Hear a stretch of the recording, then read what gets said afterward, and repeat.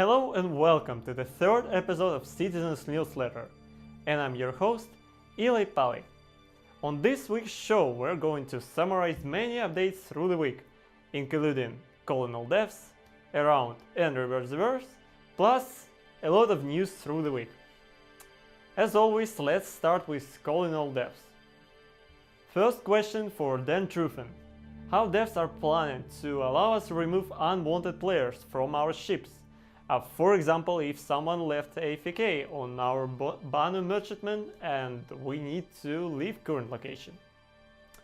CIG don't want us to use force in these cases, because why would you kill your customer? So, first iteration will be pretty simple. You are going to activate an alarm, like leave the ship within 1 minute. And after this 1 minute, all players inside your ship that are not part of your team will get teleported outside of your ship. Important detail: you should be docked or parked somewhere, so you can't really teleport someone into space in the middle of flight. This also prevents abusing the system, so you can't teleport someone who is trying to attack your ship by boarding it. And moving forward, you will be able to ignore this message, but when its time runs out, you are by your own. So captain is allowed to shoot you on sight as you're breaking the law, and the captain is the law on its own ship. The second one for Graham Phillipson. Have developers considered going beyond normal in-game voice commands to include game-level integration? And if so, what are they considering? The answer is yes, but most of the stuff is a simple planning. It is on Audio's team internal roadmap, but it won't come in the near future. The third question for Luke Presley. How scramble races would work with the death of a spaceman, or this mechanic is now out of the game? No, it's not out, and currently scramble races on its first iteration, while death of a spaceman isn't even included. So in future, there will be more non-lethal ways to win the race, while probably medics will support the races. And you should remember that it is not a goal to kill more people in this race. It's just one way to win it, but it's not the only one. And there is no fourth question this time. That's why we're moving to Around the Verse. Chris is proud of 3.3 being released, and about telemetry too. So 3.3.5 is still in development, and there is an anniversary sale coming soon, where you will be able to fly everything, literally. More details at the end of this video. But for now, production update. First, multi-tool got a small update, so its grip now folding up, which saves a lot of space, and the R-Corp, it's still in development, as it was moved to 3.5. Devs are planning to fill the whole planet with some interesting locations, and for them it is hard to express biomes and ecosystems, as there is none of them really.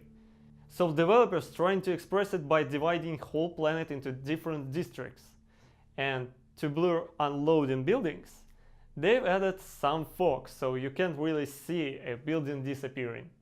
And that's it. In the coming weeks there will be no AtV, as they are planning to do some ship-based videos. My guess it will be the same way they did these ship-based videos last year. And AtV will return at December 6th. So moving to RtV. This shows theme adding life to space and how devs create interesting stuff in space with visual effects. First 10 minutes was simple. What is VFX? So we're not going to talk about it, and let's just create a list of things they are talked about. Space cloud is a part of VFX. Planetary clouds using some kind of modified version of gas cloud tech, as gas clouds are very different from the planetary. VFX team are working on a different weather effects, and there will be some kind of weird rains like acid one. They didn't make a clear answer about if there are any plans for adding visual effects or reaction of gas clouds on a flying ship. Gas clouds will affect ship controls, but they can't damage a ship by themselves. Only some kind of effects inside a gas cloud may do that. VFX team are working on insects and weird animals. And they will be working on improving dynamic shadows and lighting effects. There will be different fire effects which will differ from a ship manufacturer or atmosphere. They will be working on better water and ocean effects, and we will see realistic mirrors and real sun flares at some point in the future. And the Crusader planet is still in planning, as there is too much technologies required. Phew, that's it. Now, roadmap got updated, everything moving nice and smoothly, but 3.3.5 is still in development because of Hearthstone and Lorwell. There are some newsletters such as concierge and subscribers, but there is no unique information this time. And in weekly newsletter, a simple image of Origin 600i Touring module. Finally, anniversary sale and free flight. Each day will be focused on one ship manufacturer, so you will be able to buy its ship or test it. So, if it's an Aegis day, you will be able to buy any of their ships or free fly them, if of course chosen ships are available in game. And to fly them, you don't need to have a pledge, so it's totally free for anyone. And all of this will start at November 23rd with Anvil, which will introduce a new ship.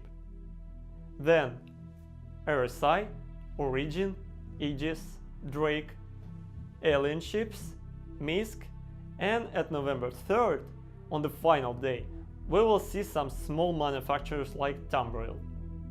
And I guess at December 1st, all ships will be available for one day. But it's only my guess, because officially the sale ends at December 1st, but there is no schedule for that day. And that's it with our weekly news. So thank you for watching, please remember to share your opinion about this show in the comments, and share this video with your friends if you like it. With the text for this show I got help from Saibo, so check out her Instagram account in the description below. I am Ile Pali. We'll see you next time, everybody.